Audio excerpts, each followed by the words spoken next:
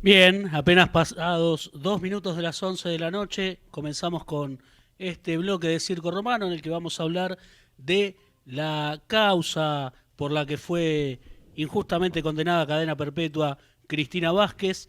Para comenzar a hablar de este tema, tenemos que trasladarnos a la noche del viernes 27 de julio del año 2001 en el barrio El Palomar de Posadas Misiones.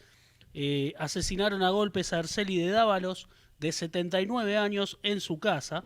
Según los exámenes forenses, el ataque ocurrió entre las 21 y la medianoche, y también se determinó que la golpearon con un martillo o con un caño, y que la víctima agonizó y murió entre la 1 y las 2 de la mañana. El sábado 28 a las 7:30 de la mañana llegó al domicilio su empleada doméstica, quien encontró el cuerpo en el lavadero de su vivienda. Había trabajado la noche anterior en el lugar y declaró haberse ido a las 20:30. En ese momento estaba trabajando un técnico que había ido a reparar el calefón. Este hombre era conocido de Dávalos y dijo que se retiró a las 21:20. Como en la escena del crimen faltaron algunas joyas y dinero, la primera hipótesis giró en torno a un robo, pero llamaba la atención, que no se hubiera forzado la puerta ni se activara la alarma. Pronto detuvieron a 4 vecinos que fueron liberados, y uno de ellos contó que vio a la camioneta del técnico irse raudamente del lugar. Esta es una línea de investigación en la que no se exploró demasiado más allá de esa declaración. De repente cambió el rumbo de la investigación, que terminó apuntando a Cecilia Rojas, a su pareja Omar Jara y a Cristina Vázquez, que es en quien centraremos este informe. Hay un documental llamado Fragmentos de una amiga desconocida, que se publicó el año pasado, en 2019. Es dirigido por Magda Hernández, y cuenta la historia de Cristina Vázquez. Así que vamos a encarar por ese lado este informe. La acusación se basaba en que Rojas y Jara conocían a Dávalos y ellos dos a Cristina Vázquez. El documental del que les hablo, Fragmentos de una amiga desconocida, repetimos, está disponible actualmente en la plataforma cine.ar. Logueándose, generando una cuenta ahí, pueden acceder, es totalmente gratuito. No hubo testigos directos que acreditaran la presencia de Cristina Vázquez en el lugar. Nadie la vio entrar ni salir de allí. Las pericias en el domicilio de la víctima y también en la casa de Cristina tampoco arrojaron ninguna prueba que la vincule al caso. Cristina apareció en la foja 82, 82, repito, sin fundamento alguno, y nunca pudo salir de la causa. Una mañana, efectivos de la policía de Posadas ingresaron en la casa de sus padres, la detuvieron como sospechosa y se la llevaron en un patrullero para interrogarla. Le pidieron que llevara una muda de ropa porque iba a pasar 3 días, pero permaneció un mes detenida. El expediente hablaba de una mujer que se presentó en la causa y dijo que un hombre estaba vendiendo las joyas de Erceli de Dávalos. También se mencionó que la misma noche del homicidio, Rojas llevaba un pantalón con manchas oscuras y que Cristina Vázquez pasó por la puerta del domicilio antes del crimen. Vale aclarar, y esto es importantísimo, que Cristina Vázquez era vecina de Erceli de Dávalos y que pasaba todos los días por la puerta de su domicilio, y que de por sí esto no es un argumento que la convierta en sospechosa de ninguna manera. Esa testigo no volvió a ser citada a declarar, ni siquiera durante el juicio oral. Tampoco se encontraron las joyas, ni a quién supuestamente las vendía, ni hubo persona que confirme esta versión. También aparece en la causa un supuesto detective contratado por la familia de Dávalos. Estamos hablando de Rubén Teixeira, que las incriminó. En realidad, este hombre era remisero y, según dijo después, había conseguido estas declaraciones durante un viaje. El 10 de agosto de 2001, Cristina Vázquez declaró que ese fin de semana había estado en la localidad de Garupá, esto es a 8 kilómetros del Palomar. Allí visitó a su amiga Celeste García y volvió el domingo. García y su padre ratificaron esta versión, y también un vecino de Vázquez dijo haberlos visto irse juntas esa tarde, antes del crimen, ¿no? Varias horas antes. En 2002, Cristina fue detenida de nuevo mientras tomaba sol en una playa junto a su hermana. Para entonces los medios la llamaban la reina del martillo, aunque nunca se confirmó cuál fue el arma homicida. A los 7 meses quedó en libertad por falta de mérito. se fue a vivir a Buenos Aires con la intención de empezar de nuevo y 4 meses después volvieron a llevársela presa. Hablamos con Cristina Vázquez durante este fin de semana y vamos a escuchar parte de su testimonio. En el primer audio que vamos a compartir va a contar cuáles fueron los argumentos del juez para condenarla, qué pensaba ella de la justicia antes de esta causa en la que se vio involucrada y un poquito cómo transcurrió el juicio. Bueno, cuando a mí el juez José Luis Rey de acá de Misiones me llama, me cita, me notifica de que voy a juicio, le pregunto de por qué voy a juicio, le pregunto cuáles son sus argumentos para llevarme a juicio. Y él me dijo que había testigos que habían declarado que me habían visto a mí que yo había contado sobre el asesinato de esta mujer. Y yo le digo, pero por un dice qué, señor, usted me va a llevar a juicio por un dice qué sin pruebas, porque ya habían salido las pruebas de ADN negativas. O sea, no había ni una huella, no había, en esa casa no había nada, ni un pelo mío que demostrase que yo estuve ahí. Incluso me sacaron sangre y pelo, que el ADN dio negativo. No había pruebas. Y me dice, y yo le digo, por un dice qué, señor juez, me va a llevar a un juicio oral y público. Y me dice, a mí con un dice qué me alcanza y me sobra. Esa fue la respuesta de un juez de instrucción. Cuando él me responde esto, no tenía abogado en ese momento todavía. Entonces le pido a mi papá si le consulto a mi papá si me podía pagar un abogado y mi papá me responde que sí, que podía solventar los gastos de un abogado. Entonces es cuando él lo llama a Rodríguez, de la Cruz Rodríguez, de acá de Misiones, y me representa en el juicio porque yo sí quería ir a juicio. Yo en ese momento todavía confiaba en la justicia, digamos, en que la justicia hacía todo bien y que jamás podía. Era de esas personas de que pensaban que la justicia, si juzgaba, era por algo. Si te sentenciaban, era porque había pruebas. Si vos estabas preso, era por algo. Era de esas personas que pensaban así. Entonces, cuando voy a juicio, cuando quiero ir a juicio, digo, sí, bueno, está bien, me voy a juicio. Digo, bueno, acá la justicia va a hacer y va a ver los errores que hay y me van a soltar porque realmente confiaba ciegamente en la justicia. Y bueno, por eso accedo a ir a juicio y fueron como 10 días totalmente agotadores porque nada de lo que se habló en ese lugar fue del homicidio de esta mujer. Se habló de cosas que dijeron que fulano dijo que, o sea, se habló de la vida privada de mi compañera de causa, del otro chico que estaba también con nosotros. De mi vida privada jamás habló de la muerte de esta mujer, jamás se investigó, jamás se habló y jamás se indagó un poco más en los testigos. Incluso había testigos que valía como que su relato, digamos, como la empleada que la encontró, y no la dejaron declarar, la pusieron como inimputable, y era un testigo clave, y testigos también como muchos, así como muchos vecinos míos. Liliana Picasso, la fiscal del caso, elaboró la siguiente hipótesis.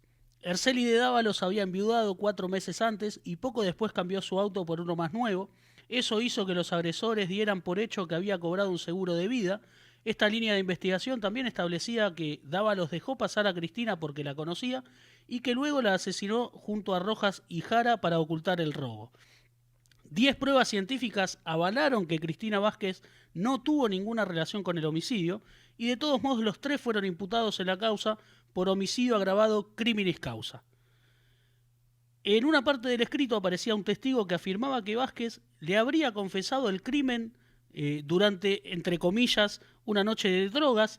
En el juicio, esa persona dijo no recordar haber hablado nunca con ella.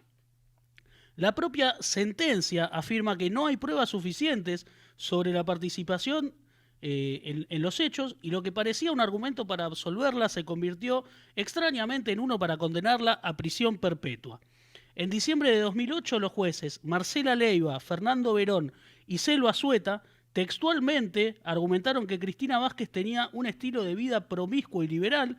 Esto es, según los jueces, y no es un prejuicio y es vergonzoso que esto sea un argumento para condenar a alguien, aseguraron que cometía delitos contra la propiedad privada con el fin de adquirir estupefacientes y satisfacer adicciones. Esta afirmación no tiene ningún sustento, porque aparte Cristina Vázquez no tenía ningún tipo de antecedente penal como para decir que cometía delitos contra la propiedad privada. Vamos a escuchar de nuevo la palabra de Cristina Vázquez, en la que en este audio se refiere al porqué de su condena y por qué cree que no se han seguido otras líneas de investigación. En primer lugar, yo creo que la justicia me sentenció por ser mujer y por ser pobre, como siempre dije. Que me sentencian con estas palabras, por llevar una vida promiscua. A esto jamás se le atribuyó a un hombre, por ejemplo. Quiero que quede claro que no quiero ser no quiero estar ni del lado feminismo, ni del machismo, ni en nada que termine con ismo, pero quiero que quede claro que sí, por ser mujer me condenaron, porque a los hombres no se les condena por ser promiscuos. A las mujeres sí, a mí por ejemplo sí, eso está escrito y está como sentenciado por una fiscal que dice por llevar una vida promiscua. O sea, es algo muy irracional eso. Sin pruebas, obviamente, y con testigos falsos que en el juicio se presentaron estos testigos falsos que en instrucción dijeron cosas aberrantes, pero que en el juzgado fueron y dijeron, no, yo no dije tal cosa, o no me acuerdo, o jamás pasó. Y eso no lo tomaron en cuenta. Tomaron en cuenta lo que pasó en la instrucción. Nunca tomaron en cuenta lo que se dijo en el juicio y lo que pasó en el juicio. Cometieron un montón de cosas. Misiones es una provincia donde en el Poder Judicial es tan chico, existe mucho el compinchismo. Somos compinche, existe mucho el dice qué, el dijo que fulana dijo. Es un pueblo, Misiones. Entonces existe mucho el compinchismo. Y creo que la hija de Erceli de Dávalos, incluso Iseli de Dávalos, trabajaba en el Poder Judicial. La hija de ella trabaja en el Poder Judicial. Entonces era amiga de jueces, de fiscales, era amiga de los jueces que me condenaron, era amiga de la fiscal que me condenó, era amiga del juez que me lleva a mí a juicio. Entonces existe toda una cadena de amistad y de complicidad ahí en el Poder Judicial que es realmente bastante asquerosa. La condenaron como coautora del crimen por la imagen que los jueces crearon sobre su vida privada, por opiniones fundadas en rumores y no por hechos concretos. Después de tantas irregularidades, en 2016 la Corte Suprema de Justicia de la Nación ordenó revisar el fallo en Misiones. El máximo tribunal provincial volvió a confirmar la sentencia, pero copiando y pegando párrafos completos del fallo que debía revisar. La abogada y titular de la Asociación Pensamiento Penal, Diana Guereño, dijo: el tribunal construye la culpabilidad en base a rumores cargados de prejuicios de género y clase. Su condena viola todos los principios que protegen la libertad porque se juzga un estilo de vida que se imagina conocer, cuando nuestro sistema penal solo puede juzgar actos. Si un proceso respeta las garantías constitucionales, toda persona es inocente hasta que se demuestre lo contrario. Como decíamos, el año pasado, a mitad de 2019, se estrenó Fragmentos de una amiga desconocida. Este es un documental de Magda Hernández, que es una periodista colombiana que reside en nuestro país. Dirigió esta película que cuenta detalladamente el caso, el juicio y la condena. Fue clave en la difusión que tuvo la causa durante el último tiempo. Llegó a Argentina en 2007 y trabajó como moza en un restaurante de Recoleta, donde conoció a Cristina Vázquez, que también era empleada del lugar, luego de la absolución por falta de mérito. Se hicieron amigas y poco después la volvieron a detener a Cristina en su lugar de trabajo. Al poco tiempo, Hernández sintió la necesidad de visitarla y de informarse con respecto al proceso judicial, y así comenzó la idea de registrar estas imágenes que pueden ver en cine.ar, en esta plataforma. Para el momento del estreno, en julio de 2019, se visibilizó el caso a nivel nacional y se elevó un pedido a la Corte Suprema para que se volviera a revisar el fallo. La causa fue apoyada, entre otras personas, por Nora Cortiñas, cofundadora de Madres de Plaza de Mayo, y por numerosos organismos de derechos humanos y organizaciones no gubernamentales como Innocence Project, entre varias otras. Vamos a escuchar nuevamente la palabra de Cristina Vázquez, en este momento refiriéndose a las repercusiones del documental, fragmentos de una amiga desconocida, y a su vínculo que pudo formar a partir de este momento con Nora Cortiñas. Durante el rodaje de la película que hicieron, bueno, me pareció que era un trabajo, a mí me pareció que era un trabajo de Magda eso. Era nada más que una tesis que ella tenía que hacer y nada más. Lo tomé como una tesis de ella que lo tenía que hacer. Nunca jamás se me ocurrió que iba a tomar la repercusión que tuvo. Y después me la llevaron a Norita al penal. A todo esto yo todavía en el penal funcionaba solo un televisor. Entonces yo estuve como, imagínense, congelada durante 11 años. Durante 11 años hubieron un montón de movilizaciones, un montón de cosas que cambiaron en la sociedad, que yo no me enteré por una cuestión de que en el penal, al haber solo una televisión, se veían solo novelas y tampoco te permitían mucho mirar noticias ni nada catastrófico que te afecten. Entonces yo no sabía quién era, a la hora de verla enfrente mío, yo no sabía quién era Norita. Me la explican las chicas ahí en ese momento que Norita Cortiña era una de las fundadoras de Madre de Plaza de Mayo, y ahí es cuando Norita agarra y me dice, bueno, vos, Cristina, vos no tenés que estar acá, no tenés por qué estar acá, no pienses más ni un segundo. Esto fue en septiembre del año pasado. Me dice, no tenés que pensar que están. Yo decía, acá viene alguien de derechos humanos otra vez a hablarme de lo mismo que hablan los derechos humanos. Y me dice, no, Cristina, vos tenés que resignarte a estar presa jamás. Hay que luchar. Y es como lo que ella dice se hace. Entonces yo me sentía como que esta señora con tanta autoridad. Bueno, tenía obviamente la foto del hijo y me di cuenta que era madre de un desaparecido, pero no vi la magnitud de quién estaba enfrente mío. Pero cuando empiezo a indagar, porque no teníamos ni internet ahí adentro nosotros, no nos dejaban usar. Cuando pido internet para usar, para poder comunicarme un poco más con mis amigas, con Maga, qué sé yo, ahí me doy cuenta quién es Nora Cortiña. Bien, en aquel momento nosotros entrevistamos a Magda Hernández con motivo de la presentación de este documental y nos decía, se trata de mostrarnos un culpable, sea o no sea, también esa mirada prejuiciosa que se posa de inmediato sobre la persona pobre o que su comportamiento se sale de la norma. Y después es un problema del sistema judicial, imagino que no solo en Argentina, que se reafirma a sí mismo y no existen mecanismos para hacer revisiones reales. De alguna manera, es como si quienes hicieran justicia fueran personas infalibles y evidentemente son como cualquiera de nosotros.